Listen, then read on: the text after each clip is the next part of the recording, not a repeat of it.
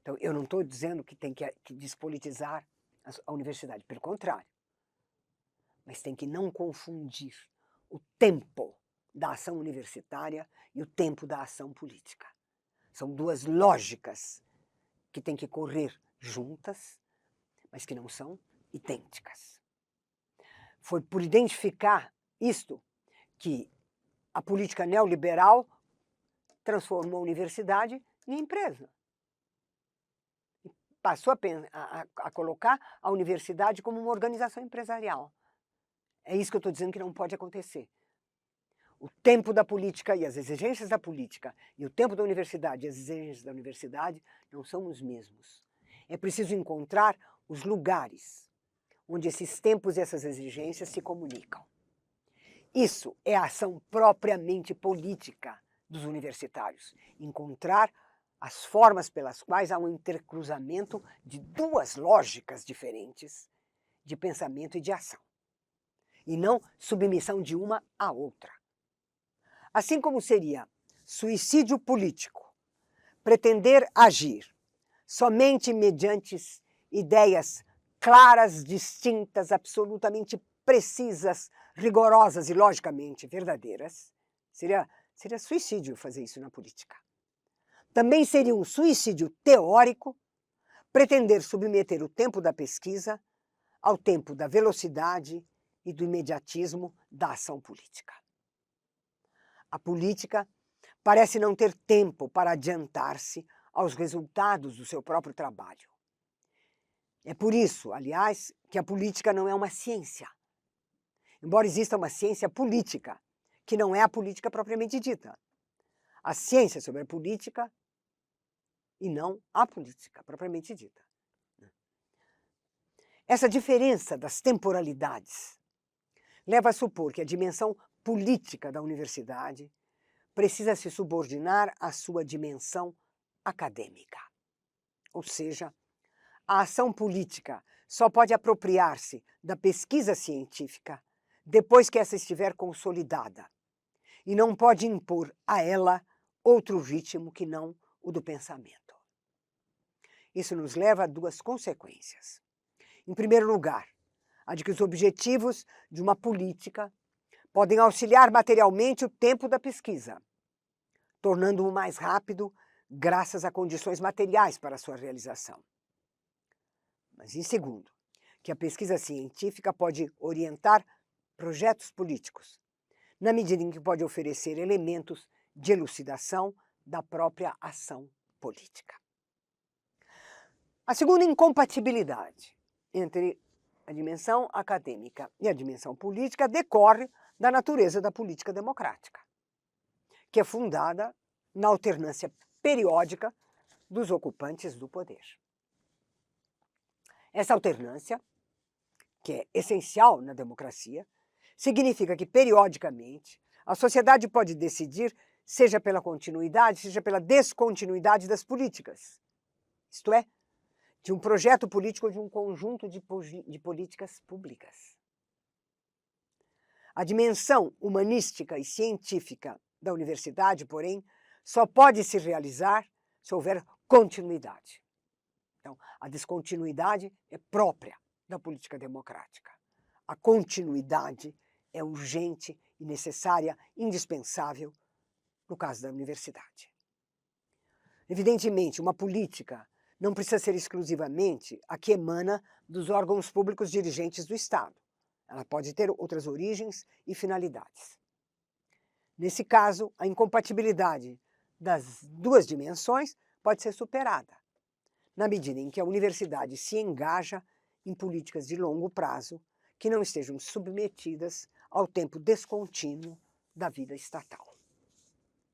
No Brasil, a terceira incompatibilidade entre a dimensão acadêmica e a dimensão política decorre da estrutura da nossa sociedade.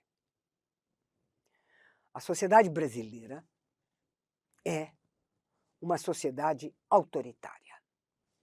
Eu insisto nisso porque a nossa tendência no Brasil é achar que autoritarismo é um acontecimento na esfera do Estado. Você tem autoritarismo, a ditadura. E não pensar na forma da sociedade. A sociedade brasileira é uma sociedade autoritária. Então, é uma sociedade autoritária, oligárquica, hierárquica, vertical. Ela é tecida por desigualdades profundas.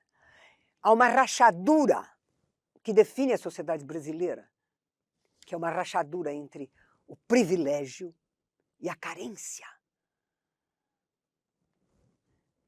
Então, a sociedade brasileira é feita, tecida de desigualdades profundas e gera um sistema institucionalizado de exclusões sociais, políticas e culturais. Isso faz com que a dimensão acadêmica tenda a reforçar a exclusão social. E essa exclusão pode ainda ser aumentada se a dimensão política da universidade se mantiver na mesma direção excludente que a sociedade impõe às classes sociais. Isto é, favorecendo privilégios oligárquicos e os interesses privados que definem o mercado. Por que vocês acham que há tanta celeuma em torno das cotas nas universidades? Então, no entanto, a verdadeira dimensão política da universidade, se ela estiver comprometida com a democracia, exige que ela entre em choque com o autoritarismo social. E ela o fará se a dimensão política dela se propuser a diminuir o sistema de exclusões e, portanto, contestar o caráter excludente atribuído à dimensão humanística e científica própria da universidade. Ou seja, o que eu estou propondo é, se é uma sociedade que tem privilégios e carências, é uma sociedade na qual não há direitos. O privilégio é oposto ao direito, ele é aquilo que é próprio de um só ou de um grupo, e a carência não é um direito, ela é falta de tudo. Então, se nós definirmos a democracia como criação, garantia e consolidação de direitos, a sociedade brasileira está longíssimo da democracia. Ela é uma sociedade autoritária e uma sociedade verticalizada, rachada de cima a embaixo entre o privilégio e a carência. O que torna a situação da universidade ainda mais complicada, porque a universidade é colocada do lado dos privilégios e ai de quem pensa em colocá-la do lado das carências. Então, como sabemos, a ampliação social da universidade pode não corresponder às condições exigidas para o trabalho de formação e da pesquisa científica. Isso parece nos colocar diante de uma equação perversa, qual seja, que a boa realização da dimensão acadêmica é incompatível com a dimensão democrática da universidade. E reforça com isso a ideologia da conservação da desigualdade cultural fundada na desigualdade social e econômica. Quem faz esse reforço ideológico?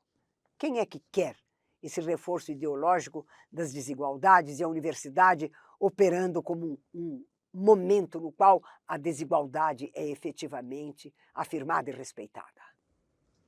Esse reforço ideológico vem da classe média. Cheguei nela. Demorou, mas já cheguei nela. É a classe média que faz isso, né? Porque a classe média vê na universidade simplesmente o diploma para a ascensão social individual. Ora, nós sabemos que a classe média não ocupa um lugar claro na divisão social das classes que definem o núcleo do capitalismo. Nós sabemos que o capitalismo tem duas classes fundamentais, né?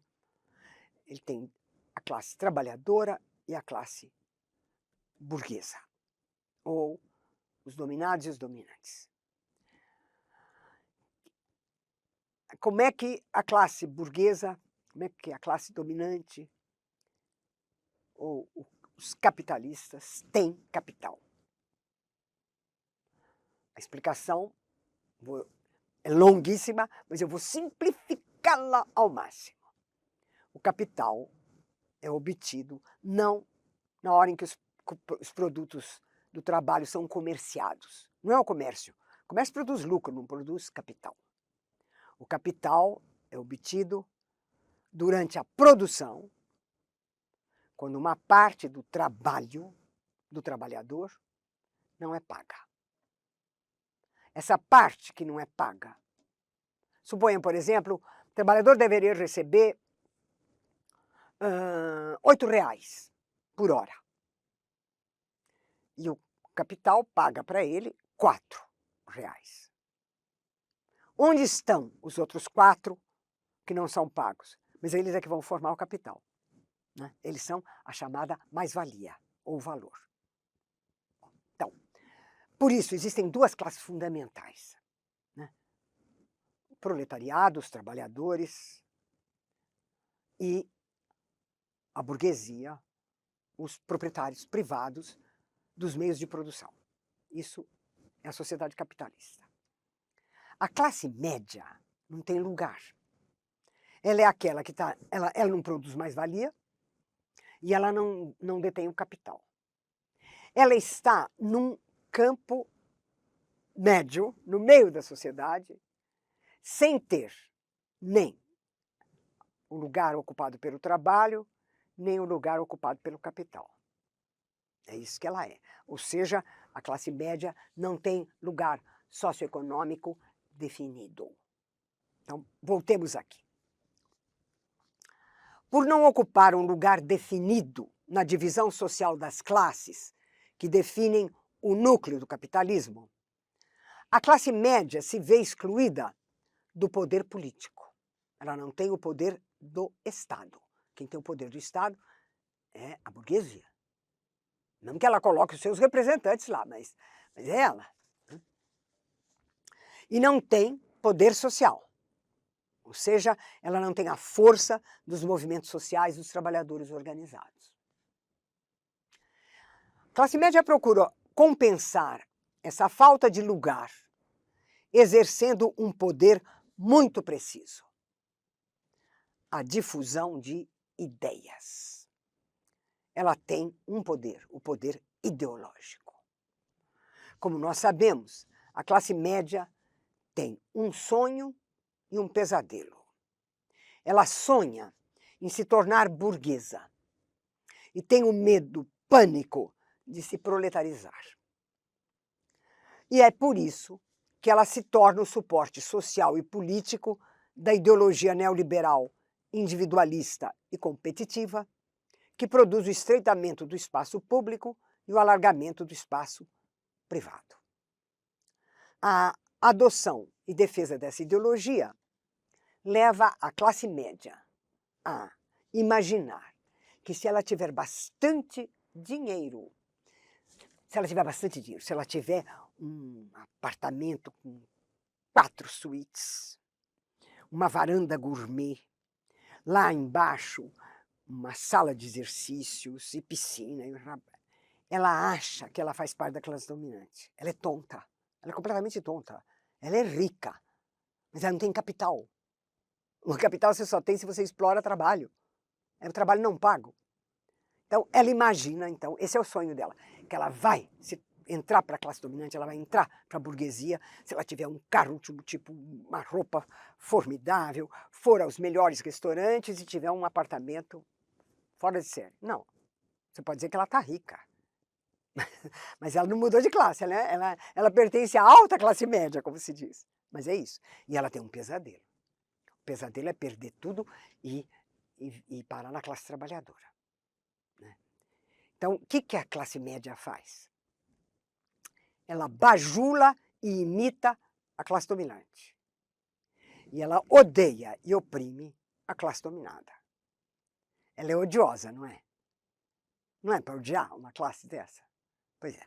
Volto agora para o meu texto. Porque muitas vezes se pergunta, mas por que odiar a classe média? Mas por isso!